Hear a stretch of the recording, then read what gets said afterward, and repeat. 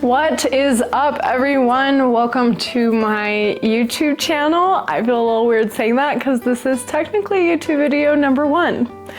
Welcome. Thanks for being here. I wanted to take some time today to talk about goals with the new year rolling in. Just kind of discuss the goals that I made last year, how I did on them, and then kind of show you how I'm rerouting for next year. So I do think goals are a really important part of running a small business or freelancing, or essentially if you work for yourself.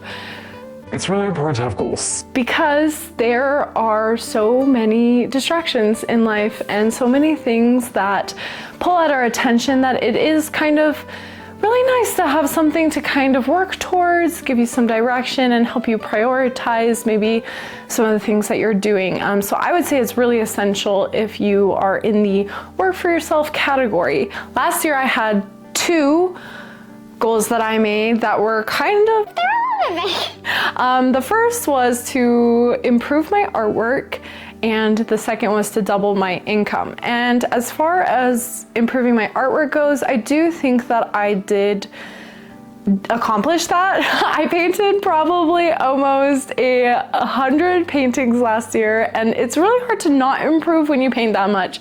So I think I've seen a very noticeable difference in my work. Got into portrait painting and did a workshop to learn how to do that, and I just really learned a lot. And I saw like a very significant improvement in my painting.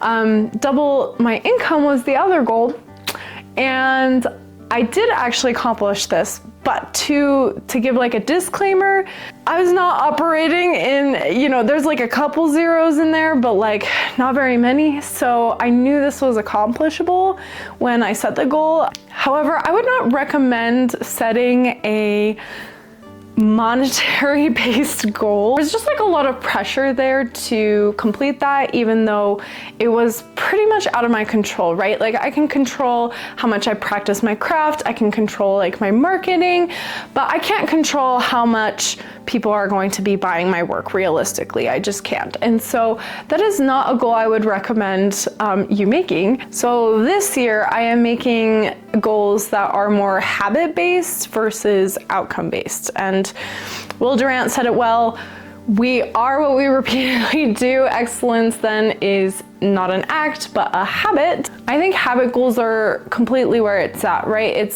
They're things that are in our control and naturally will help us improve, right? So if you are doing something every day because it's your habit, you are naturally going to get better at that thing. So it's definitely a better goal to make than an outcome-based goal like making X amount of dollars. I learned the hard way. So this year I have three major goals that I set. The first is to niche my style. I have avoided this for a really long time because I like experimenting. I love playing. That's kind of the purpose of art for me, is I really enjoy trying different things, experimenting, playing. And I didn't want to limit myself or pigeonhole myself too early in my art practice and get, so niche that then I become like only known for this one thing and I don't even like doing this one thing. So I just kind of have been putting it off. However, I do feel like I'm at the point where my work is quality enough that I should be able to be selling it, and I think it is more of a hindrance to not be as niche down as I should be right now. I don't have any recognizable style, and even though I am a total advocate for not, niching down too soon and for experimenting, I do think I'm at that point where I think I need to be doing that. And so I'm going to do this in a couple ways. The first is to make some inspiration boards with styles that I really like. And these aren't gonna be styles that I love for other people, right? It's not everything in art that I like, but it's more of art styles or art elements that I personally would love to incorporate into my own art practice. Things that I like to do, things that I am perhaps good at, right? So I'm not going to be getting into hyperrealism because I am not a hyperrealist person. I like to paint fast and be loose, and so I'm going to take my natural interests that I have discovered that I like and just lean more into those and try and develop those things. And then I think journaling is also a really powerful way to kind of narrow down some of these things as well. When you write specifically about what it is that you love about a certain style, or you know, why you feel connected to this type of paintbrush movement on the canvas, or, you know, brush strokes. There's recognition power in that, and it can help niche you down a little bit too. I also think that doing some experimentation will be fun, of taking one piece and trying to mesh two elements that I love, maybe doing some abstract with realism, or expressionism with tonalism, and trying to combine different elements or styles together, and just doing a lot of intentional experimentation versus I just feel like doing this, so I'm gonna do it. being very intentional in my practice and trying to, with each piece, hone in a little bit the direction I want to go. Goal number 2 is to elevate my brand. I think there are kind of realistically 2 separate categories art businesses can fall under. The first is to be kind of this farmer's market, more sketchy, I don't want to say doodly, but the point is selling quantity over quality. Not that it's bad quality, but maybe their pieces take less time because they're doing more sketch work, watercolor work, or something like that. My work takes a long time because I am using oils and big canvases, so very naturally my own art style is being pushed into what I would call is the second art category, of being more of a fine artist, of maybe working with galleries, doing art festivals, but not farmers markets, being a little bit more elevated and quality minded in your business, making sure your prints are like really high end. And I think that's just kind of naturally where my business is going, because my work does not look good shrunken down. So I have a hard time selling my work at things like farmers markets, because I take my big sky paintings and I shrink it down into like a 5x7, 8x10 even, and I lose all of the power of my piece.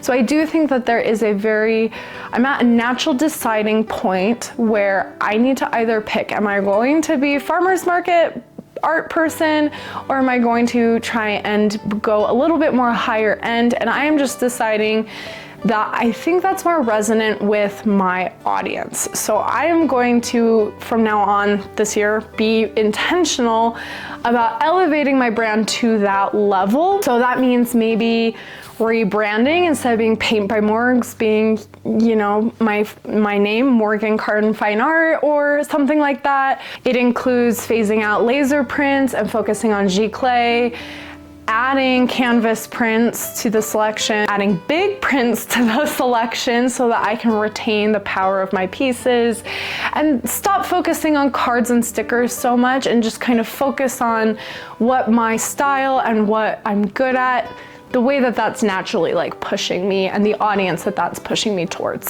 Other things that I want to do in regards to this goal is be more consistent with my photography on my website, and also making sure that my Instagram photos are high quality. I invested in this very lovely camera and I need to use it, and I think that will really help showcase my work better when I have really good photography.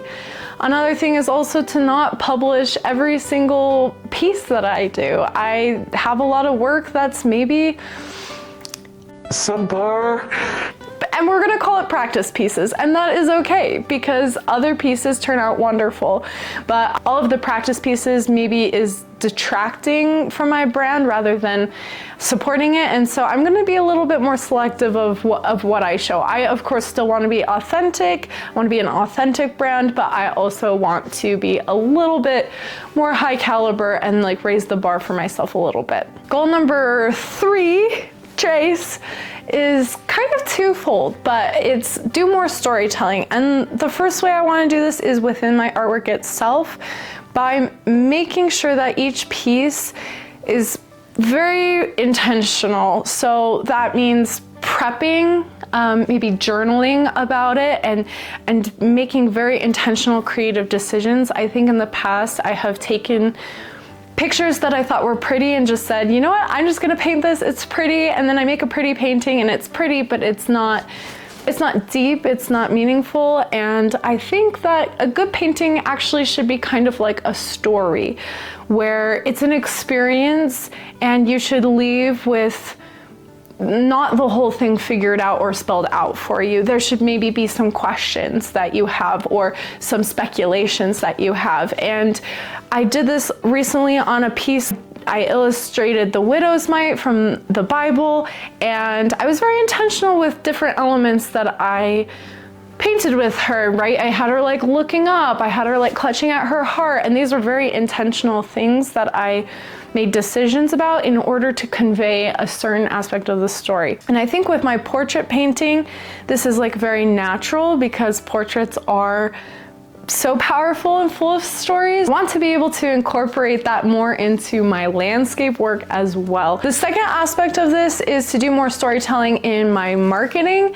And I do think this is kind of something that will naturally happen as my pieces themselves have more depth in them. It's really easy to share stories on my social media when the piece itself has, you know, a couple paragraphs that I've journaled about it for. But I do think I need to be better at sharing those stories on social media. So being, you know, really authentic and focusing on less content perhaps, but higher quality content, and then also doing long format like YouTube. Hence why we're here. But I do think all of these things will help me connect with my audience better and create more resonant pieces that at the end of the day, I think will also be more likely to sell, right? And will create monetary value because the pieces themselves are more valuable. So these are my 3 goals that I have made for this year. These goals work for me because they are not outcome focused, but rather habit focused. But each of them I think will really lend themselves to gaining exposure, making more money, improving my artwork. They're very specific things that I've been thinking about for a while, especially at the end of last year, that I'm like, I really need to make these things goals and focus on them, and I think it could really help my art business out. So I'm doing it this year, 2026. New year, new me. If you enjoyed this video, stay tuned for the next one that will be coming up in 2 weeks. And yeah, I'll see you around. That was really awkward. I'm not used to talking to myself. Hi friends. Hello. Should probably not spit on my chair.